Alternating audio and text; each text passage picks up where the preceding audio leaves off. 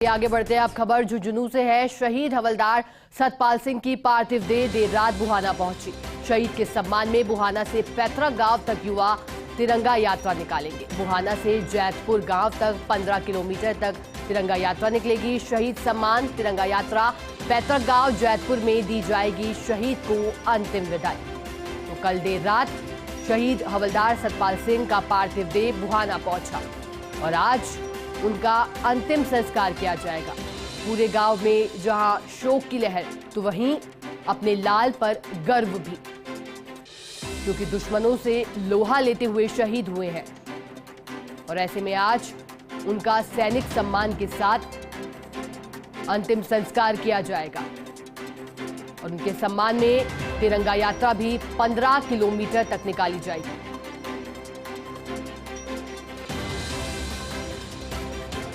और इसी पर अधिक जानकारी के साथ हमारे सहयोगी प्रदीप हमसे जुड़ गए हैं।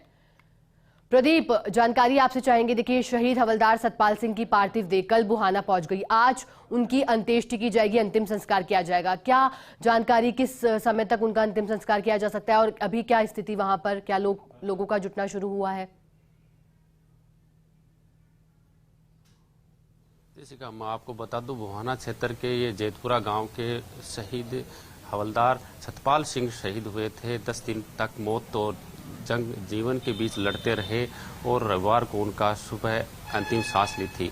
उनकी पैतृक गांव में शोक की लहर है और देर रात उनका पार्थिव देह बुहाना थाने में पहुंच चुका है। और मेरे पीछे आप देख सकते हैं, ये जो एम्बुलेंस है दिल्ली से बाई रोड यहाँ पर पहुंची थी। उनके साथी भी थे और उनके जो शहीद सतपाल सिंह हैं उनके बड़े भाई राजेश पार्थिव देह के साथ आए थे। वो पिछले 11 दिन से अपने भाई के साथ थे, अस्पताल में लगातार उनकी देखरेख कर रहे थे। लेकिन जब रविवार सुबह को उनकी अंतिम सांस ली, उसके बाद उनका पोस्टमार्टम हुआ और उसके बाद आज ये पार्थिव देह उनके पैतृक बुहाना गांव में पहुंची है।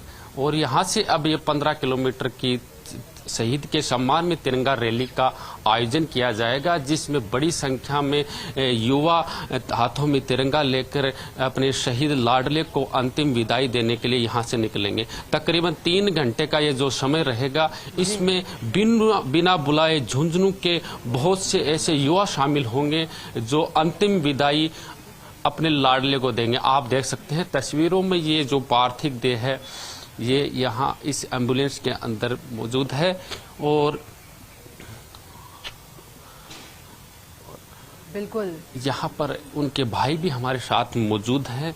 अंतिम क्षणों में उनसे मैं आप बात करवाना चाहूँगा, क्योंकि लगातार 10 दिन से फर्स्ट इंडिया के माध्यम से वो अपने भाई की जो खबरें लगातार शेयर कर रहे थे। हमारे साथ उनके भाई राजेश हैं जो नायब सूबेदार है सेना में, लगातार 10 दिन से अपने भाई के साथ थे। सर, दुख की घड़ी है, इस दुख की घड़ी में आप 10 दिन से उनके साथ थे।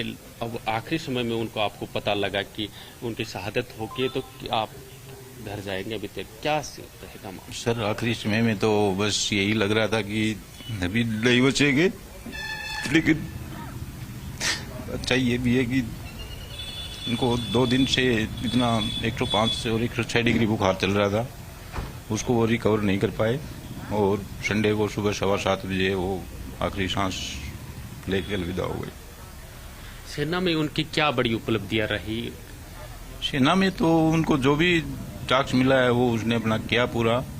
और एक बार अच्छा काम करने पर उसको आर्मी चीफ से कमेंडेशन कार्ड भी मिला हुआ है। उस टाइम वो राष्ट्रीय राइफल में सेवा कर रहे थे। तो ये 2013 और 14 की टाइम की बात है। उस टाइम उनको कमेंडेशन कार्ड चीफ के द्वारा दिया हुआ है। आपका पूरा परिवार सेना से जुड़ा हुआ है, आपके दादा भी सेना में थे, उसके बाद जो पीढ़ियां है वो सेना में थी। आपने अपने छोटे भाई राजेश को सेना में जाने के लिए प्रेरित किया, आपके पिता भी सेना में थे, तो इस प्रकार से पूरा सेना से जुड़ा हुआ आपका परिवार है। देखो, सेना में जाने के लिए तो सभी जवान सेना के लिए तैयारी करते हैं और हमारा परिवार ही परिवार नहीं, पूरा गांव ही सेना से ताल्लुक रखता है और सेना में बढ़ चढ़ के हिस्सा लेते हैं। और सेना के अंदर हम जाते हैं तो यही सोचते हैं कि पहला काम हमारा अपनी देश की रक्षा, अपनी मातृभूमि की रक्षा, उसके बाद में अपना पर्सनल।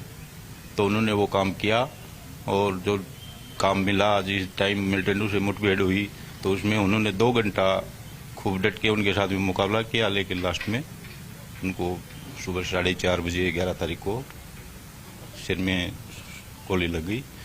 और